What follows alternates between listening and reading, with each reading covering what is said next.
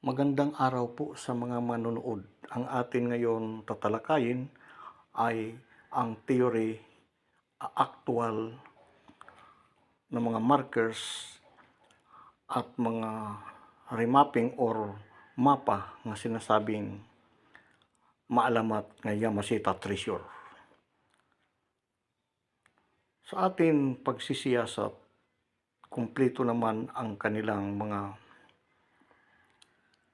markers o mga lugar na sinasabing pinagtataguan ng kayamanan na dala ng mga GIA or Japanese Imperial noong panahon ng digmaan. Kung makikita natin, mayroon pa silang mga mapa, kumpleto ang mga markers. Bakit nga ba mahirap matagpuan ang sinasabing treasure na tinago ng mga Japanese? Ano ang sa likod? Ang sinasabi sa mga poles ay nilalagay. Kung makikita natin, mayroon natatagpuan ang mga hunters, mga kumpletong markers at mga legit na mga iba pang sign or code na sinasabing Japanese treasure code. Ano nga ba ang dahilan? Di kaya kakulangan sa pag-aaral o kakulangan sa pagbabasa, kakulangan sa budget na sinasabi. Kaya ang mangyari ay suntok sa buwan ang Yamashita Treasure. Dito makikita natin na mayroon mga legit na naka-engrave. Di kaya ito ay isa ito sa butid nga ilinlang ang sino man maghanap sa Yamashita Treasure nga sinasabi na tinago ng mga Japanese noong kapanahunan. Ikaw, kaibigan, kung ikaw ang magtago, ipapakuha mo kaya ang mythology or actual ay siyempre hindi. Kaya, kaibigan, sa atin mga naghahanap na nagtatangkang humanap sa kayamanan ay kailangan natin busisihin o sa pag-aaral ng maigi sa pagbabasa ng mga markers o sa mga tamang direksyon o gumamit ng mga kumpas. Ngunit maraming eksperto na katulad nito may dala pa silang mga extra mapa or mga remapping sa lugar saan man sa dalampasigan, kabundukan o mga hugis o mga characters nga ano pa man ay nilalagay ng mga Japanese o sa mga saang sulok o saang lugar sa dalampasigan ng karagatan, ilog, rivers, creek, punong kahoy, mga big rocks, kuweba. Ano kaya na napakahirap hanapin? Lahat sa karamihan sa ating pagsisiyasat ay karamihan sa mga hunter ay nabibigo. Mayroon naman siguro nakakakuha. Ngunit hanggang ngayon ay walang lumulutang.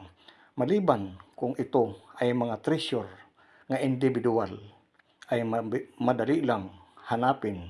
Ngunit mahirap pa rin at mailap ang sinasabing Yamashita Treasure.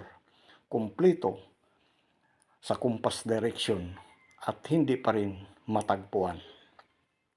Kaibigan, ay ito ay magiging suntok sa buwan kung ang pagbasa o pag-aaral ay hindi masyado sigurado.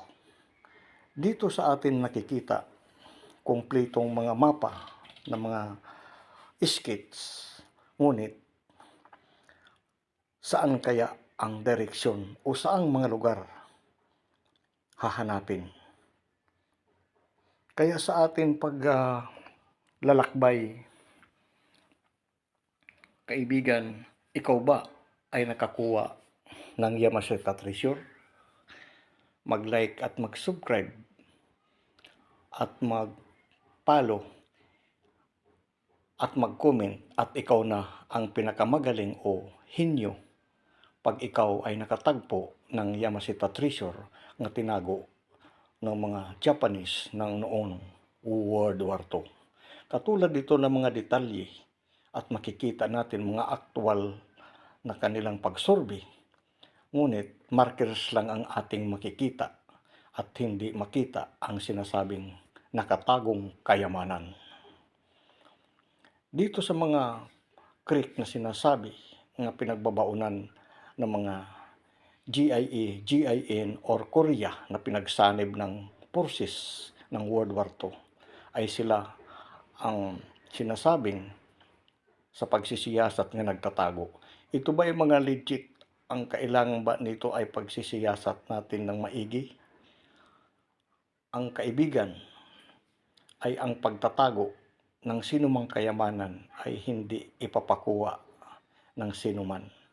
Kaya ito ay maraming silang mga sinasabing patibong nga ang mga tamang direksyon ay posibilidad nga nililigaw nila para hindi matagpuan ang kanilang tinago o mga sekreto nga saan man lugar o sa mga kuweba o sa mga cave o saan pa mang sulok na kanilang pinagtataguan.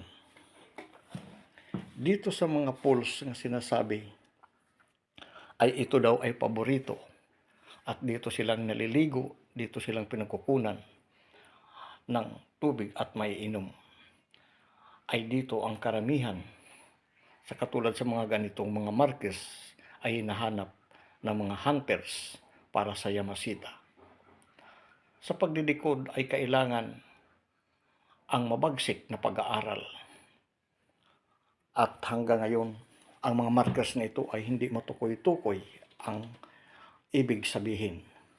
Kaya, kaibigan, pag hindi tayo mag-aral ng maigi, ay suntok sa buwan ang aabutin. Kaya sa nakakuha sa mga treasure sila ang hinyo at matalino. Dagdagan pang kaibigan ang ating pagsisiyasat. At sa susunod muli na ating pagbabalik sa ating teorya and aktual, marami po salamat sa panonood at huwag po makalimot sa pag-subscribe sa ating munting channels, Green Discovery.